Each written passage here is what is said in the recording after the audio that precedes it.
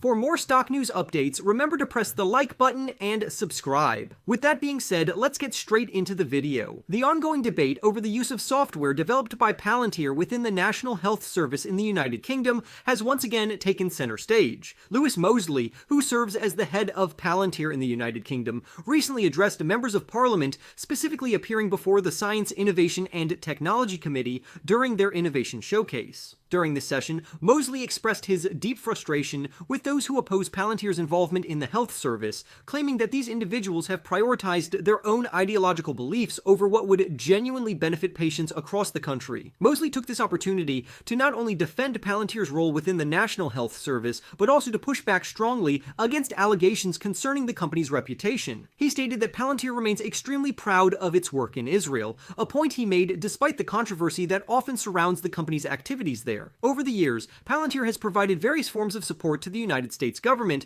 which has further fueled both support and criticism of its work. In November in the year 2023, Palantir, leading a consortium of companies, secured a contract valued at £330 million to supply the National Health Service with a shared software system known as the Federated Data Platform. The purpose of this platform is to simplify the way health and care organizations collaborate so they can deliver better and more efficient services to patients. However, from the moment this announcement was made, concerns emerged regarding how patient information might be used or potentially misused. When questioned by members of Parliament about the specifics of how Palantir protects patient privacy, including whether data could be processed outside the borders of the United Kingdom or accessed by any foreign government, Mosley provided a detailed explanation. He pointed out that the most important factor to understand is that Palantir's software is designed in a way that ensures control over data always remains in the hands of the National Health Service organizations themselves. These organizations, which are typically individual trusts within the National Health Service, act as the legal controllers of the data. Each of these trusts is given its own separate version of Palantir's software, which allows them to manage and control who has access to the information, what specific datasets are integrated, and how data protection policies are implemented and enforced. Mosley stressed that Palantir does not generate any financial benefit from the data itself, emphasizing that the data always belongs to the customer, which in this case is the National Health Service. He highlighted that Palantir merely provides the technological tools and infrastructure, while the National Health Service maintains full control over the information and how it is used. Despite this clarification, opposition to Palantir's involvement in the health service remains strong, particularly from the British Medical Association. During its annual representative meeting held in Liverpool in the previous month, the British Medical Association passed a motion declaring Palantir an unsuitable choice for the Federated Data Platform. The members of this influential medical association voted in favor of lobbying the government to prevent Palantir's software from being introduced within the National Health Service. They also called on the Department of Health and Social Care to create an independent review or audit to closely monitor how widely the software is being implemented across the healthcare system. When asked for his reaction to the British Medical Association's stance, Mosley expressed his deep disappointment. He argued that claims about Palantir lacking transparency or operating in secrecy are simply untrue. In his view, the British Medical Association has allowed ideological positions to overshadow the genuine interests of patients who stand to benefit from the improvements Palantir's technology could bring to the healthcare system. Mosley firmly believes that the use of Palantir's software could lead to faster, more effective treatments and a more efficient overall system, which would directly enhance the quality of care that patients receive.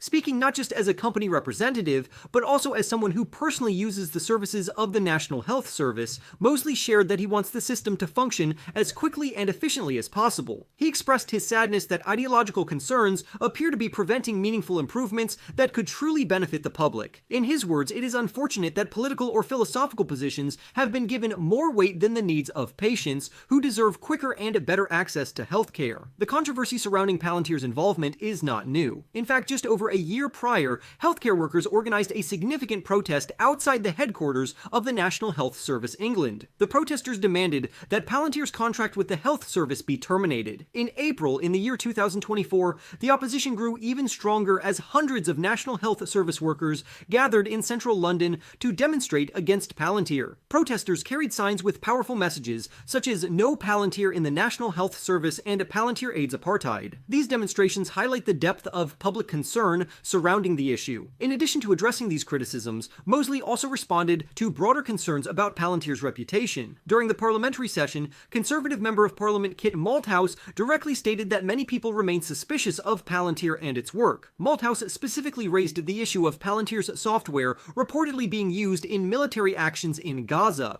particularly in relation to the targeting of Palestinians. He asked Mosley what safeguards would be put in place to ensure that programs in the United Kingdom would not even indirectly become associated with activities that could be considered war crimes. In response, Mosley firmly rejected the idea that Palantir's reputation is deservedly negative. He argued that much of the suspicion and criticism the company faces stems from misunderstandings or a lack of accurate information about the nature of Palantir's technology, its business practices, and the types of work it supports. Mosley took the opportunity to clarify that Palantir has never operated, and will never operate, in countries that are adversarial to the West. He specifically mentioned that the company does not and will not do business in countries such as China, Russia, or Iran. Regarding the company's work in Israel, Mosley confirmed that Palantir is indeed active in that region and stated unequivocally that the company is proud of the work it has done there. He explained that Palantir has provided assistance to Israel since October 7th,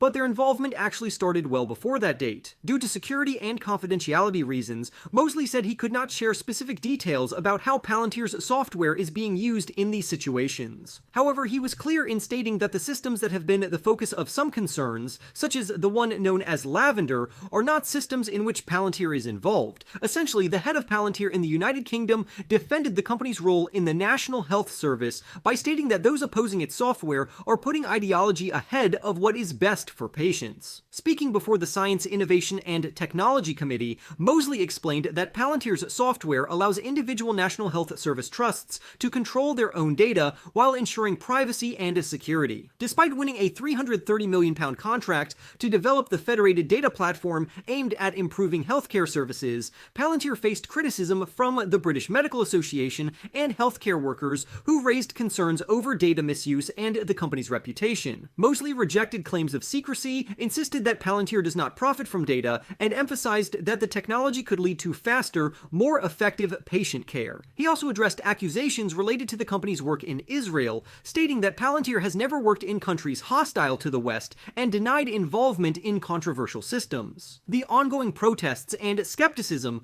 reflect deep public concern over data privacy and ethical issues tied to Palantir's global activities. For more stock news updates, remember to press the like button and subscribe. With that being said, I will see you in the next video.